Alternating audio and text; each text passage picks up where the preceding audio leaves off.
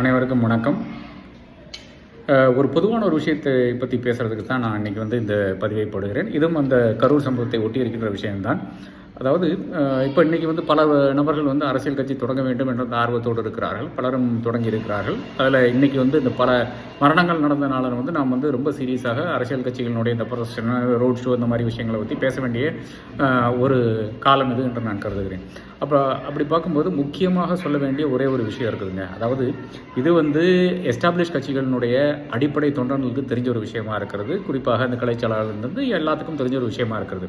இதில் என்னென்றால், அதாவது ஒரு ஸ்டேஷ்னரியாக ஒரு க்ரௌட் இருக்குன்னு வச்சுங்களேன். அதாவது கரூரில் இந்த குறிப்பிட்ட இடத்துல விஜயனுடைய ரசிகர்கள் திரண்டிருக்கிறார்கள். அங்கே அந்த ஒரு க்ரௌடு ஸ்டேஷ்னரியாக நின்று கொண்டிருக்கிறது. விஜய் வருவார் என்ற எதிர்பார்ப்பில் நின்று கொண்டிருக்கிறது.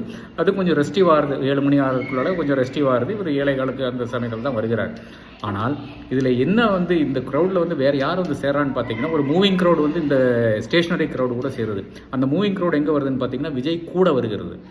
இது ஒரு அரசியல் கட்சியும் அனுமதிக்காத விஷயமா இருக்கிறது. நீங்கள் பாருங்கள், நீங்கள் ஒரு திமுக கூட்டத்தை பாருங்கள், அதிமுக கூட்டத்தை பாருங்கள், பாஜக கூட்டத்தை பாருங்கள், பாமக கூட்டத்தை பாருங்கள், எந்த ஒரு கட்சியினுடைய கூட்டமானாலும் ஒரு பாயிண்டில் முடிச்சுட்டாங்க வச்சுக்கலாம். பெரம்பலூரில் ஒரு பாயிண்ட்டு, பெரம்பலூரில் ஒரு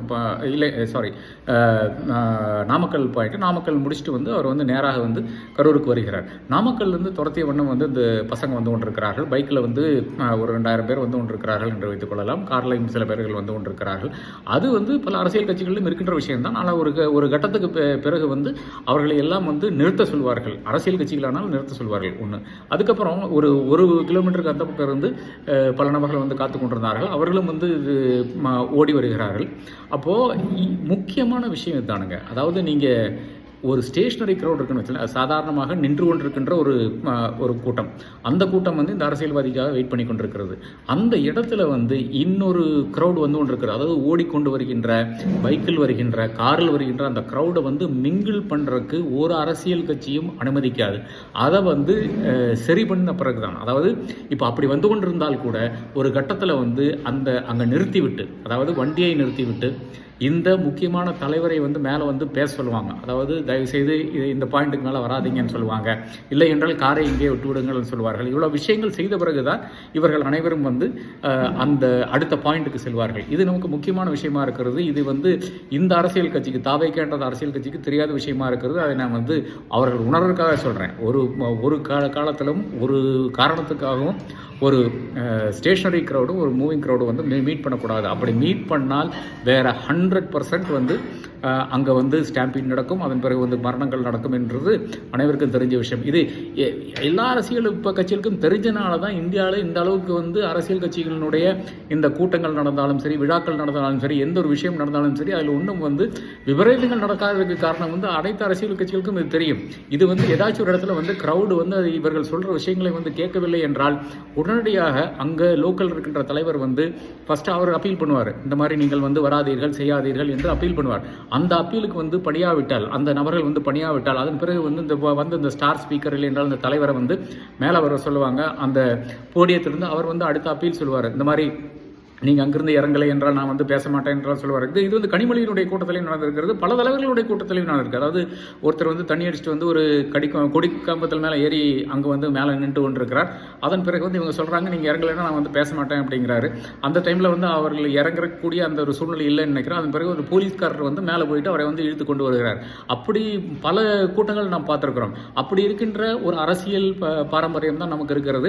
இந்த ஒரு அரசியல் பாரம்பரியத்தில் தான் நாம் திடீர் என்ன பார்க்குறோம்னு பார்த்தீங்கன்னா, டிரான்ஸ்ஃபார்மர் ஏறி நிற்கின்ற பசங்கள், சன்ஷைடில் ஏறி நிற்கின்ற பசங்கள், அந்த ஒரு இதனுடைய உரிமையாளர் என்னுடைய நண்பர்கிட்ட பேசும்போது, அந்த லைன் கடையினுடைய உரிமையாளர் பேசும்போது அவர் பதட்டத்தில் பேசி கொண்டிருக்கிறார். நான் இந்த தம்பியிடம் கேட்டேன், ஏன் சார் அவர் ஏதோ குச்சி வச்சு அடிக்கிறாரே அப்படின்னு கேட்டதுக்கு அவர் சொல்றாரு, ஏங்க சன்ஷேடுங்க, அது சன்ஷேடில் எந்த நேரம் வேணாலும் அது வீழக்கூடிய அந்த வாய்ப்பு இருக்குங்க.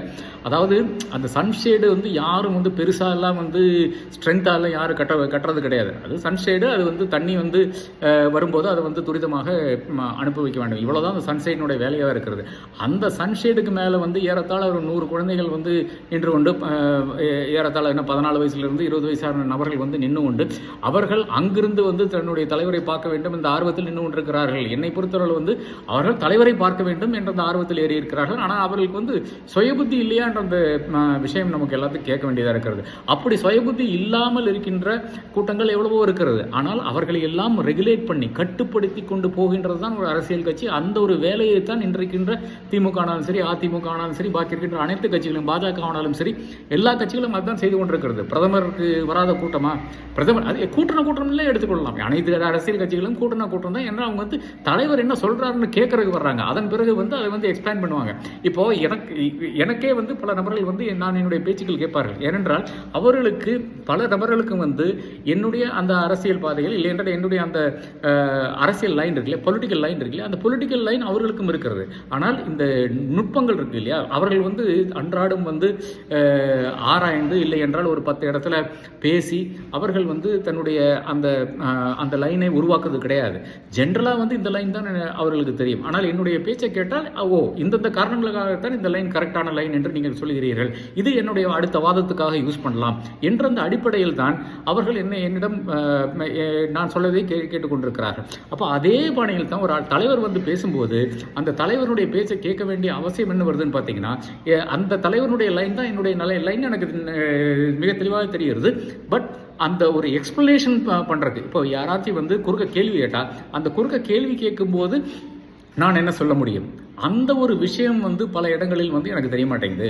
அதனால் நான் என்ன செய்கிறேன்னு பார்த்தீங்கன்னா, என்னுடைய தலைவரை பேச்சு கேட்டுக்கொண்டு அதன் பிறகு, அதாவது I listen to him, I here him, அதுக்கப்புறம் வந்து அதிலிருந்து நான் பாயிண்ட்ஸ் எடுத்து வந்து அது ஒரு ஆர்குமெண்ட்டாக வந்து நான் எடுத்துகிட்டு போகக்கூடிய அந்த வாய்ப்பு இருக்கிறது. அப்போ அதனால தான் ஒரு தலைவனுடைய பேச்சை கேட்கறதுக்கு வர வேண்டிய ஒரு அவசியம் வந்து பலருக்கும் இருக்கிறது. இது ஒன்றும் தவறில்லை என்று நான் சொல்வேன். ஆனால் அடிப்படையாக ஒரு அரசியல் கட்சிக்கு தெரிய வேண்டிய விஷயம் என்னவென்றால் ஒரே ஒரு விஷயம் தானுங்க. அதாவது ஒரு ஸ்டேஷனரி க்ரௌடு ஒரு இடத்துல இருந்ததுன்னா அது கூட ஒரு மூவிங் க்ரௌடு வந்து ஜாயின் ஆகக்கூடாது. கூடினால் விபத்து தான் நடக்கும். நன்றி, வணக்கம்.